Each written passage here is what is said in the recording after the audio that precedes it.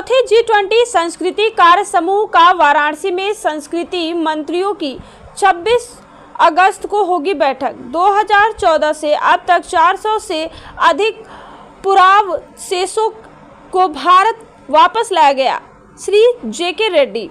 सांस्कृतिक कार्यक्रम समूह की चर्चाओं ने उन्नत सांस्कृतिक कूटनीति का मार्ग प्रशस्त किया है। मीनाक्षी लेखी। वसुधैव कुटुंबकम की थीम पर G20 देशों की ऑर्केस्ट्रा सुर वसुधा का होगा आयोजन। बताते चले कि भारत की G20 अध्यक्षता के तहत आयोजित CWUG ने अपने परिणाम दस्तावेज और अध्यक्ष के सारांश के माध्यम से वैश्विक नीति निर्धारण के केंद्र में संस्कृति की स्थिति पर जोर दिया। संस्कृति मंत्रियों की बैठक का आयोजन शनिवार को वाराणसी में होगा। इससे पहले दिन में मीडिया से बातचीत करते हुए केंद्रीय संस्कृति एवं पर्यटन मंत्री श्री JK रेड्डी ने कहा कि वाराणसी में आयोजित सांस्कृतिक बैठक ने सांस्कृतिक क्षेत्रों से संबंधित बहुआयामी वैश्विक संबंधों पर चर्चा करने का अवसर पैदा किया है। G20 के तहत आयोजित सांस्कृतिक कार्य समूह की बैठक के बारे में जानकारी देते हुए उन्होंने कहा कि पहली सांस्कृतिक समूह बैठक खजुराहो में, दूसरी भुवनेश्वर में, तीसरी हम्पी कर्नाटक में और चौथी अब वाराणसी में आयोजित की गई थी। उन्होंने ये भी कहा कि वाराणसी सांस्कृतिक मंत्रिस्तरीय घोषणा शनिवार को मंत्रिस्तरीय बैठक के अंत में जाएगी। श्री G किशन रेड्डी ने यह भी कहा कि इस वर्ष इस सांस्कृतिक कार्य समूह में विभिन्न कार्यक्रम और वेबिनार आयोजित किए गए। इन वेबिनारों और कार्यक्रमों में विभिन्न G20 देशों और आमंत्रित देशों के रिकॉर्ड 159 देशों के साथ साथ अन्य हितधारकों ने भाग लिया। उन्होंने ये भी कहा कि सभी के इनपुट के आधार पर घोषणा की जाएगी।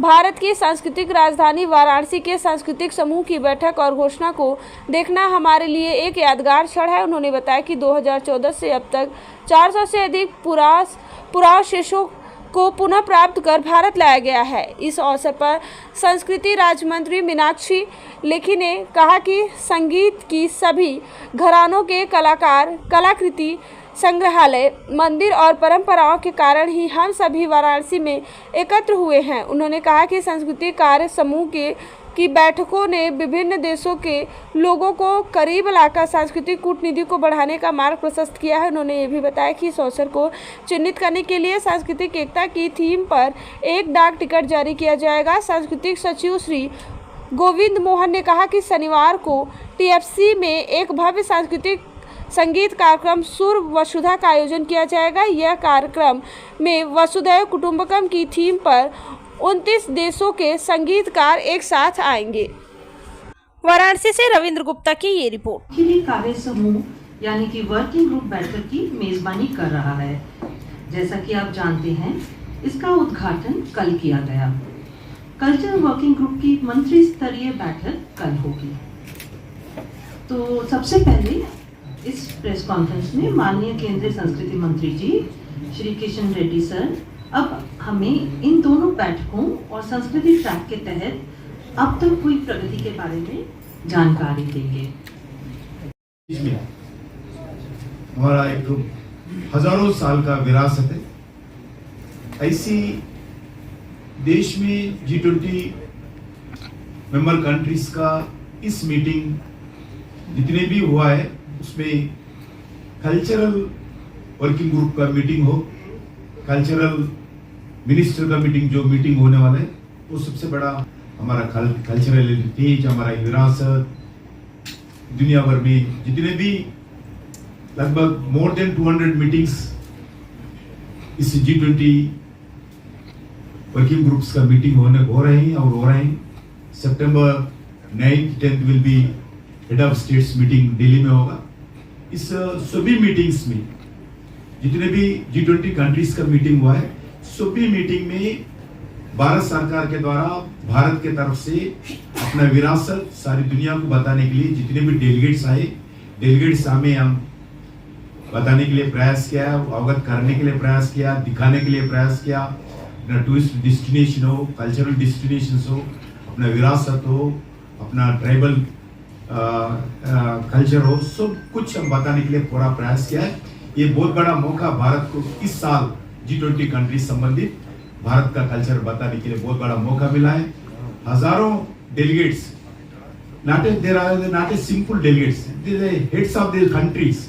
Different sectors के head of their countries का है. वो tourism का हो, culture का हो, defense का हो, education का हो, sports का हो, ये सभी दुनिया का अलग-अलग देशों का head of countries आए. ऐसे delegates को भारत का विरासत बताने के लिए जो मौका मिला है G20 कंट्रीज में, हमारे लिए आने वाले दिन में बहुत बड़ा देश को उपयोग होगा, लाभ होगा. लेकर 2014 आदरणीय नरेंद्र मोदी जी प्रधानमंत्री का जिम्मेदारी संभाले हैं. जब तक 13 एक्टिविटीज विदेश से आए, मगर इस 9 सालों में मोर देन 300 अभी रिकग्निशन हुआ, कुछ पाइपलाइन में भी है, रास्ते में भी है. मोर देन 400 एक्टिविटीज विदेशों से जो भारत का अलग अलग तरीके से विदेश चोरी से, स्मगलिंग से, ऐसे अलग अलग तरीके से जो विदेश गए वैसी भारत वापस लाए गए. 13 था 2014 तक. इस 9 साल में 400 एडिशन नया लाए हैं. ये हमारा भारत के लिए बहुत बड़ा अचीवमेंट है. आदरणीय प्रधानमंत्री जिस देश में जाते हैं उस देशों से बातचीत करके, एमओयू करके इस एक्टिविटीज भारत लाने के लिए प्रयास करें. ये लगातार कंटिन्यूएशन प्रोसेस से ये चलने वाले हैं. सबको नमस्कार. My ministerial colleague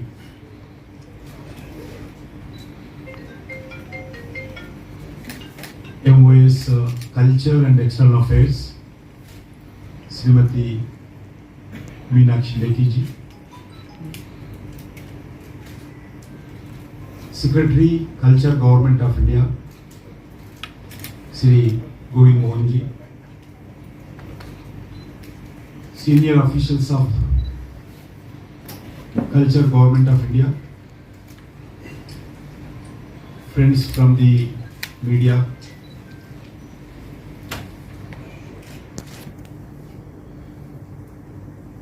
the culture working group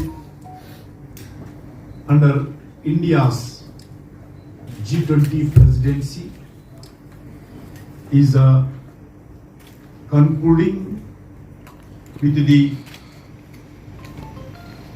4th cultural group meeting from 24th to 26th August. This historical cultural capital of India, Varanasi, Kashi, which will be culminate in the cultural ministers meeting and ambassadors on 26th August 2023, that is tomorrow. The meeting will be attended by the cultural ministers from G20 member countries and 8 invitee countries, which are Bangladesh, Mauritius, Netherlands, Oman, Singapore, Spain, Nigeria, UAE, and also 6 international organizations. International Council on Monuments and Sites and International Center for the Study of the Preservation and Restoration of Cultural Property, International Council of Museum, International Labour Organization ILO, United Nations Conference on Trade and Development, United Nations Educational, Scientific and Cultural Organization UNESCO. All the 6 international organizations also participating in this conference. Friends, the Varanasi culture meetings will be an opportunity to discuss multi-dimensional global challenges related to the cultural sector. आपको सबको मालूम है 2022 Saudi Arabia presidents के समय इस G20 meetings में culture के बारे में भी चर्चा करना चाहिए। उस समय चर्चा करके कल्चरल एजेंडा में G20 2022 में सऊदी अरेबिया प्रेसिडेंट्स के समय इंक्लूड हुआ था। इसके बाद 2021 में इटालियन प्रेसिडेंट्स के समय पे जो कल्चरल वर्किंग ग्रुप का पहला मीटिंग हुआ। इसके बाद कंटिन्यूसली रोम डिक्लेरेशन लास्ट ईयर 2022 में इंडोनेशिया प्रेसिडेंसी में कल्चर डिक्लेरेशन हुआ था। आज इस 2023 भारत का अध्यक्षता में पहला मीटिंग खजुराहो में फरवरी 22nd, 23rd, 24th, 24 दिन पहला meeting working group meeting Bharat में हुआ। Second meeting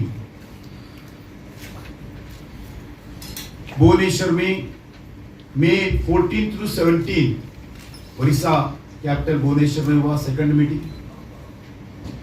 third meeting Karnataka Hampi में 12 जुलाई में हुआ है। आज ये मीटिंग इस साल का कल्चरल वर्किंग ग्रुप का G20 प्रेसिडेंसी का मिनिस्टर्स मीटिंग आखिरी मीटिंग होगा। उसके बाद इसमें कल्चरल इस वर्किंग ग्रुप में फाइनली एक डिक्लेरेशन भी होगा। Varanasi cultural ministers declaration G20। इस डिक्लेरेशन का वर्किंग ग्रुप ऑफिशियल्स मीटिंग चर्चा हो रहा है। कल सुबह तक कल्चरल विरासत है, अपना टूरिज्म डेस्टिनेशंस है, सभी प्रचार प्रसार दुनिया भर हो, दुनिया के लोग स्वयं आके देखें, अपना भारत को आने वाले दिन में लाभ हो।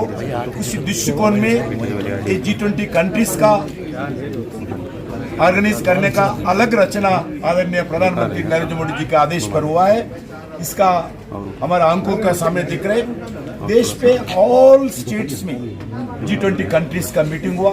कुछ इंपॉर्टेंट सिटीज में 2, 3, 4 भी मीटिंग हुआ। फाइनल मीटिंग्स 9th 10th को दिल्ली में होगा। या आदरणीय प्रधानमंत्री नरेंद्र मोदी जी की अध्यक्षता में ये मीटिंग्स होगा।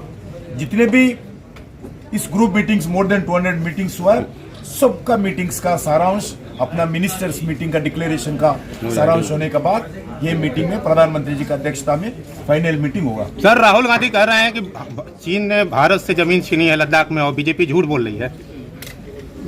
उनका जो परिवार से पूछना चाहिए। कांग्रेस पार्टी नेतृत्व में भारत सरकार उनके समय पर कितना भारत का जमीन अलग अलग देशों को दिया है। स्वयं जब प्रधानमंत्री जवाहरलाल नेहरू जी बोले हैं जो जमीन चीन ने ले लिया है वो जमीन कोई यूज नहीं है, वो जमीन खेती नहीं कर सकते हैं, इसलिए वो जमीन लेके लिए तो क्या होता, ऐसा पार्लियामेंट में जवाब दिया है।